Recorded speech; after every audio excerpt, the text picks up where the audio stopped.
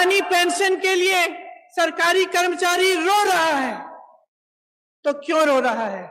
क्या उसका हक नहीं था कि 20-25 साल नौकरी करने के बाद उसे पेंशन मिलता, उसे सुरक्षा मिलती अपनी जीवन की, अपने परिवार के लिए?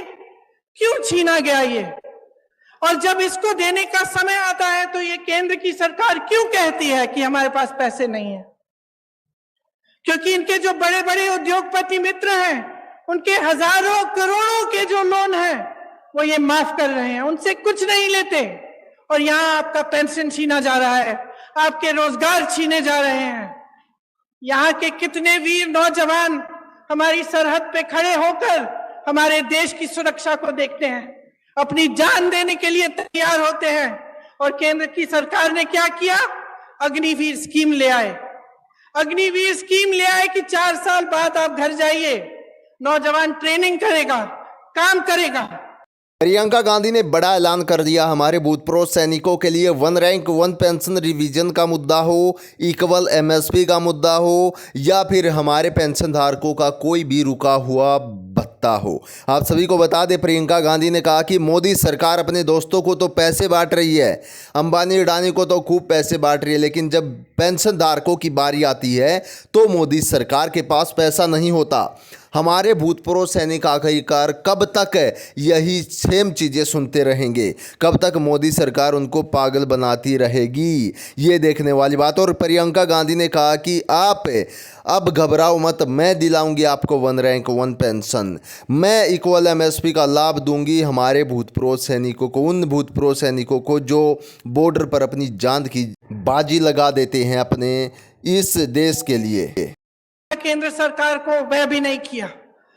हर चीज के लिए उन्होंने अपने उद्योगपति मित्रों को आगे रखा और जो जनता है उसको पीछे रखा। आज ये स्थिति है कि 45 सालों में सबसे अधिकतम बेरोजगारी आज है हमारे देश में।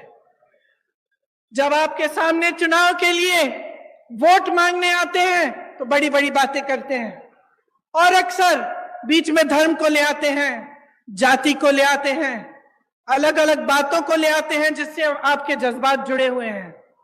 लेकिन बहनों और भाइयों, एक बात को पूरी तरह से आप समझ लीजिए, ये चुनाव किसी 2 राजनीतिक पार्टियों के दौड़ में कौन प्रथम आएगा उसका चुनाव नहीं है। ये चुनाव आपके भविष्य का चुनाव है। इसमें सबसे बड़ा सवाल ये है कि आपको आपका हक आपको कौन देने के लिए तैयार है। और मैं दावे के साथ कह सकती हूं कि भाजपा ने 8 सालों में जो सरकार चलाई है इस देश में, उसने आपके हक को बार बार खत्म किया है।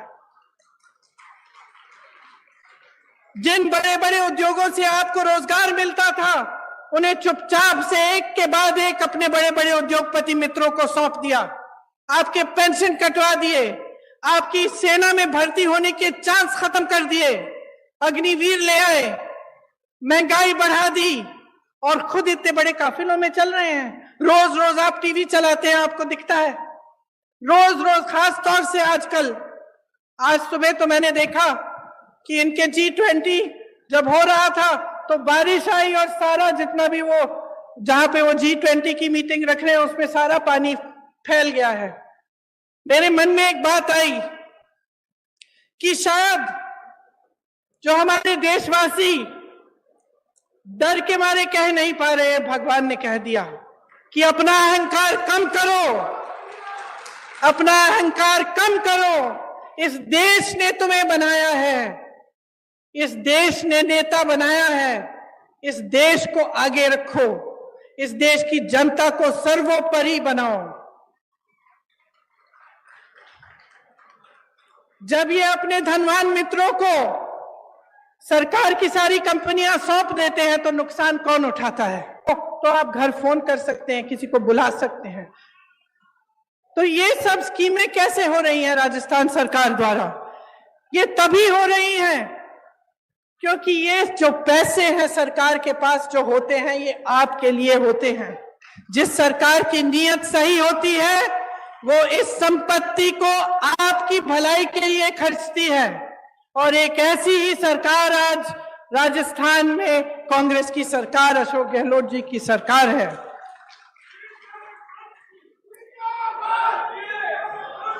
मोदी सरकार ने पेट्रोल डीजल पर टैक्स लगाकर, आपको मालूम है, जनता से 32 लाख करोड़ रुपए खींचे हैं और उन रुपयों का मनमाने के हिस्से खर्च करते हैं। ऐसे बड़ी बड़ी महफिलों में, अपनी बड़ी बड़ी कारवाओं में, तो आपके लिए फिर क्या बचता है? इनका ध्यान सिर्फ सत्ता को पकड़ के रखने में रहता है। आपने देखा होगा कि कितनी सरकारें इन्होंने ऐसे ही गिरा दी, किसी को पैसे खिला के, किसी को धमका के, किसी को डरा के। जब सरकार का ध्यान सिर्फ सत्ता में रहने के लिए रहता है, जब उनकी पूरे जितने भी उनके प्रयास हैं इसी में रहते हैं कि हम किस तरह से इस कुर्सी पे बैठे रहें, तो वो आपकी भलाई नहीं देखते, आपको भूल जाते हैं।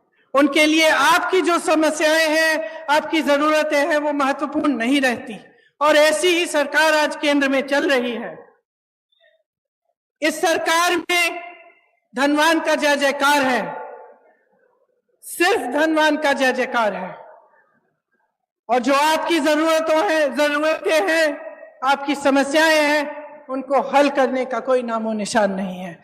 इसीलिए इतना बोझ प्रदेश की सरकारों पर पड़ रहा है कि हर चीज के लिए आपको, आपके लिए राहत दिलवाने के लिए, आपकी मदद के लिए, आपकी सहायता के लिए इनको करना पड़ रहा है। और ये सही भी है। और जैसे मैंने कहा कि कांग्रेस के जितने भी नेता हैं जो उपस्थित हैं इस मंच पर, वो सब आप ही के लिए प्रयास करना चाहते हैं। वो चाहते हैं कि आपको आपका हक मिले और हर तरह से आपके लिए काम हो।